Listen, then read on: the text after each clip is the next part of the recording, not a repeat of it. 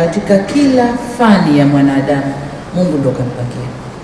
Mungu aliwateua nyinyi kufanya kazi hizi, kuwasaidia wanadamu wenzenu, na hakuna jambo kubwa duniani kama kumrudishia mtu afya yake. Magari tunapeleka garage, likipona unamwambia fundi asante bwana, unamlipa na pesa, unachukua gari lako. Lakini mwanadamu akipona hakupi pesa, anakwambia daktari asante, anakwenda zake. Lakini pesa zako anakulipa nani? Mungu. Sisi serikali tunawalipa mshahara mdogo, kila siku mnalalamika, lakini kwa sababu ya kazi mnayoifanya baraka ya Mungu iko nayo. Niwaombe sana, hii ndio kazi Mungu amewaomba mfanye, fanyeni wa Tanzania, wasaidieni wa Tanzania. Na sisi kwa kujua umuhimu huo, kwa kujua kwamba society ya Tanzania ndio inayojenga uchumi na umadhubuti na ukubwa wa taifa hili, tutaendelea kuwekeza katika sekta ya afya.